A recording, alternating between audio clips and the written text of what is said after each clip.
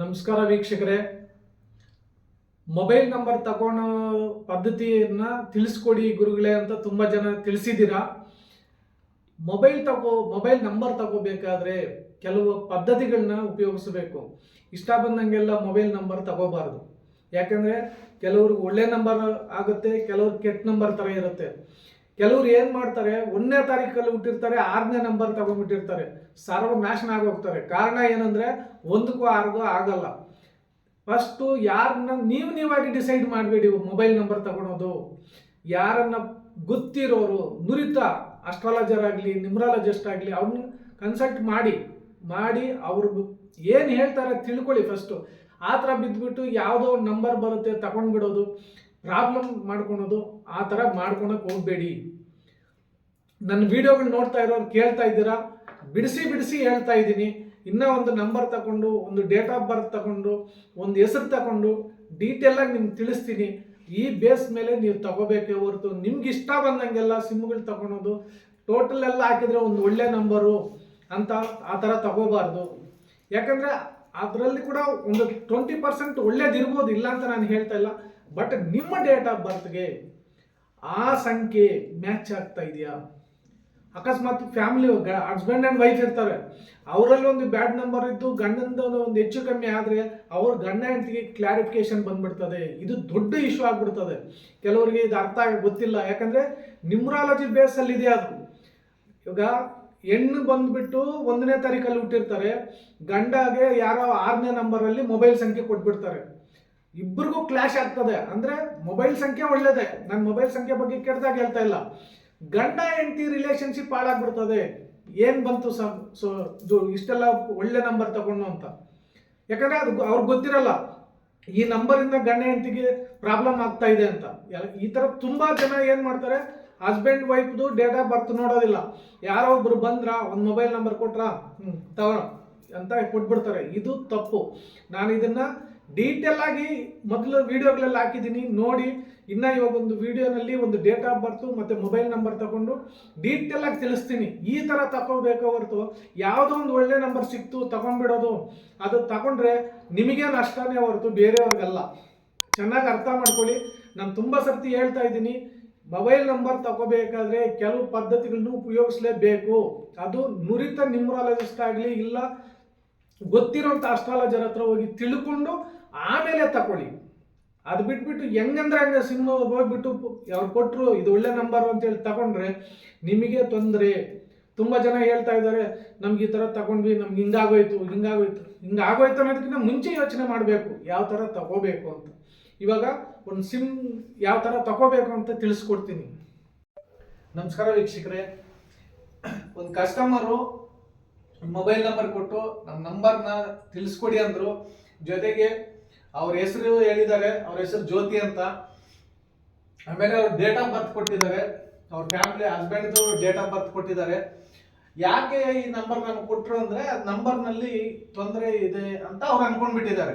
ಅದು ತೊಂದರೆ ಇದೆಯಲ್ಲ ನೋಡೋಣ. ಎರಡನೇದು, ಈ ನಂಬರ್ ತಗೊಂಡ್ಮೇಲೆ ಒಂದು 2 ವರ್ಷದ ಈಚೆಗೆ ಅವ್ರ ಮನೆಯಲ್ಲಿ ಸಂಸಾರದಲ್ಲಿ ಸ್ವಲ್ಪ ಗೊಂದಲ ಆಗಿದೆ, ತೊಂದರೆ ಆಗಿದೆ ಅಂತ ಅವರು ಮನಸ್ಸಲ್ಲಿ ನೋವು ತಿಂದ್ಕೊಂಡು ನಮಗೆ ಕರೆ ಮಾಡಿ ತಿಳಿಸಿರ್ತಾರೆ. ಈ ನಂಬರ್ ತಗೊಂಡ್ಮೇಲೆ ಏನಾದರೂ ಪ್ರಾಬ್ಲಮ್ ಇದೆಯಾ ಅಂತ ನಾವು ಚೆಕ್ ಮಾಡಿ ನೋಡಿದಾಗ ಏನಾಗಿದೆ ಅಂದರೆ, ಅವ್ರ ಡೇಟ್ ಆಫ್ ಬರ್ತ್ ಇದು 1/4/1992, ಇದು ಫೀಮೇಲ್ದು. ಅಂದರೆ ಇವರು ಜ್ಯೋತಿ ಅವ್ರದ್ದು ಇದು ಡೇಟ್ ಆಫ್ ಬರ್ತ್. ಇದು ಅವ್ರ ಹಸ್ಬೆಂಡ್ 5/3/1990 ಹುಟ್ಟಿದ್ದಾರೆ, ಇದು ಮೇಲ್ದು. ಸರಿ, ಇದು ಡೇಟ್ ಆಫ್ ಬರ್ತ್ ಇದೆ. ಇಲ್ಲಿ ಕಾಂಬಿನೇಷನ್ಸ್ ಕೂಡ ಚೆನ್ನಾಗಿದೆ, ಆ ಥರ ಏನು ದೊಡ್ಡ ಇಶ್ಯೂ ಏನಿಲ್ಲ. ನಾವು ನೋಡಿದಾಗ ಜಾತಕ ನೋಡೋಣ, ಇಲ್ಲ ಇವ್ರದ್ದು ನ್ಯೂಮರಾಲಜಿ ಪ್ರಕಾರ ನೋಡೋಣ ಯಾವ ಥರ ಇದೆ ಅಂತ ನೋಡಿದ್ರೆ ಕಾಂಬಿನೇಷನ್ ಚೆನ್ನಾಗಿದೆ. ಅದಾದಮೇಲೆ ನಾವು ವೈವಾಹಿಕ ಜೀವನದಲ್ಲಿ ತೊಂದರೆ ಆಗ್ತಾ ಇದೆ ಯಾಕೆ ಅಂತ ನೋಡಿದಾಗ ಮೊಬೈಲ್ ನಂಬರ್ ತಗೊಂಡಿರೋದನ್ನು ಕೊಟ್ಟರವರು. ಈ ನಂಬರ್ ಇದೆ 9591876736. ಅಂದರೆ ಈ ಮೊಬೈಲ್ ನಂಬರ್ ತಗೊಂಡಿದ್ದಾರೆ. ಇದು ಟೋಟಲ್ ಕೊಡಿದ್ರೆ 60 ಬರ್ತಾ ಇದೆ. ಈ ಮೊಬೈಲ್ ನಂಬರ್ ಅವರು ಯೂಸ್ ಮಾಡ್ತಾ ಇರೋ ಮೊಬೈಲ್ ನಂಬರು 60 ಇದೆ. 60 ಇರೋದ್ರಿಂದ ಇದನ್ನ 6+0 ಮಾಡಿಕೊಂಡ್ರೆ, ಸಿಂಗಲ್ ಡಿಜಿಟ್ ಮಾಡಿಕೊಂಡ್ರೆ 6 ಅಂತ ಬರುತ್ತೆ. ಈ ಮೊಬೈಲ್ ನಂಬರು 6ನೇ ಸಂಖ್ಯೆಯಲ್ಲಿದೆ. ಚೆನ್ನಾಗಿ ಅರ್ಥ ಮಾಡ್ಕೊಳ್ಳಿ, ಈ ಮೊಬೈಲ್ ನಂಬರ್ 6ನೇ ಸಂಖ್ಯೆಯಲ್ಲಿದೆ. ಎರಡನೇದು, ಇವ್ರ ಹೆಸರು ಜ್ಯೋತಿ ಅಂತ ಇವ್ರ ಹೆಸರು. ನ್ಯೂಮರಾಲಜಿ ಪ್ರಕಾರ 19ನೇ ಸಂಖ್ಯೆಯಲ್ಲಿದೆ ಇವರು. ಅಂದ್ರೆ ಈ ಸಂಖ್ಯೆಗಳನ್ನು ಕೂಡಿದ್ರೆ 19ರಲ್ಲಿ ಬರ್ತಾ ಇದೆ. 19 ಅಂದ್ರೆ 1 + 9 10 ಆಗುತ್ತೆ, 1ನೇ ಸಂಖ್ಯೆ. ಜ್ಯೋತಿ ಅನ್ನೋರ ಹೆಸರು ನ್ಯೂಮರಾಲಜಿ ಪ್ರಕಾರ ಕೂಡ 1ನೇ ಸಂಖ್ಯೆಯಲ್ಲಿದೆ. ಇವ್ರ ಬರ್ತ್ ನಂಬರ್ಗೆ ಡೇಟ್ ಆಫ್ ಬರ್ತ್ ಇದು ಹೆಸರಿಗೆ ಕರೆಕ್ಟ್ ಆಗಿದೆ, ಮ್ಯಾಚಿಂಗ್ ಇದೆ. ಆದ್ರೆ ಹೆಸರಿಗೂ ನೇಮ್ ಈ ಮೊಬೈಲ್ ನಂಬರ್ಗೂ ಮ್ಯಾಚ್ ಆಗ್ತಾ ಇಲ್ಲ. ಇವ್ರ ಹೆಸರಿಗೆ ಇಟ್ಕೊಂಡಿರೋ ಹೆಸರಿಗೆ ಜ್ಯೋತಿ ಅಂತ, ಕಾಲಿಂಗ್ ನೇಮ್ ಜ್ಯೋತಿ ಅಂತಿದೆ.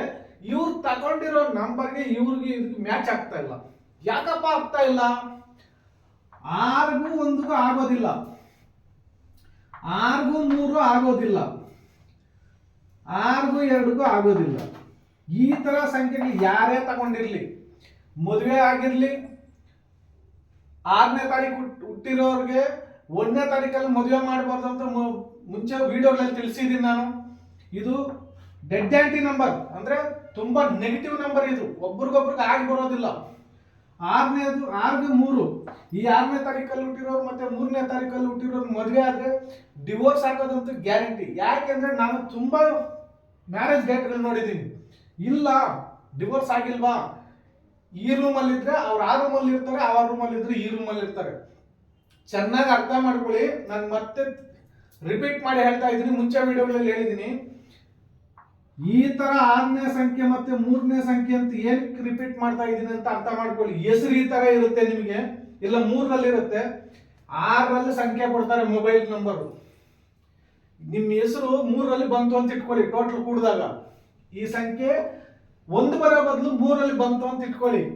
6ನೇ ಸಂಖ್ಯೆಯಲ್ಲಿ ಮದುವೆ ನಂಬರ್ಗಳ ಮೊಬೈಲ್ ನಂಬರ್ ನೀವು ತಗೊಂಡ್ರೆ, ಈಗ ಏನ್ ಹೇಳ್ತಾ ಇದ್ದೀನಿ ಈ ಇಶ್ಯೂ ಇದು 100% ಬರುತ್ತೆ. ಗೊತ್ತಿರಲ್ಲ ನಿಮಗೆ, ಒಳ್ಳೆ ಸಂಖ್ಯೆ 6 ಅಂತ ತಗೊಂಡ್ಬಿಡ್ತೀರಾ. ನಿಮ್ಮ ಹೆಸರಲ್ಲಿ ಈ ರಾಂಗ್ ನಂಬರ್ಸ್ ನಲ್ಲಿ ಹೆಸರಿತ್ತು ಅಂತ ಇಟ್ಕೊಳ್ಳಿ, ಆ ಮೇಲಿರೋನ್ ಬಂದು ಕೂಡ ಸರಿ ಮಾಡಕ್. ಯಾಕಂದ್ರೆ ಈ ನಂಬರ್ಗಳು ಕನೆಕ್ಟ್ ಆಗ್ಬಿಡ್ತಾವೆ. ಈ ನಂಬರ್ಗೆ ಹೆಂಗ್ ಕನೆಕ್ಟ್ ಆಗ್ತದೆ ಅಂದ್ರೆ, ಈ ಟೋಟಲ್ ನಂಬರ್ಸ್ ಈ ನಂಬರ್ಸ್ಗಳೆಲ್ಲ ಹಿಂಗ್ ಕನೆಕ್ಟ್ ಆಗ್ಬಿಡ್ತಾವೆ ಅಂದ್ರೆ ಖಂಡಿತ ಕನೆಕ್ಟ್ ಆಗ್ತಾವೆ. ಹೆಂಗೆ ಅಂತಂದ್ರೆ, ಇದನ್ನ 9 ಪೇರ್ಸ್ ಆಗಿ ನಾವು ಮಾಡ್ತೀವಿ. ಆ 9 ಪೇರ್ಸ್ ಯಾರಪ್ಪ ಅಂದ್ರೆ ಅವೆಲ್ಲ 9 ಗ್ರಹಗಳು. ಇವಾಗ ಪ್ರತಿಯೊಬ್ಬರು ಮನುಷ್ಯನ ಮೇಲೆ ಈ 9 ಗ್ರಹಗಳ ಪ್ರಭಾವನೇ ಇರೋದು.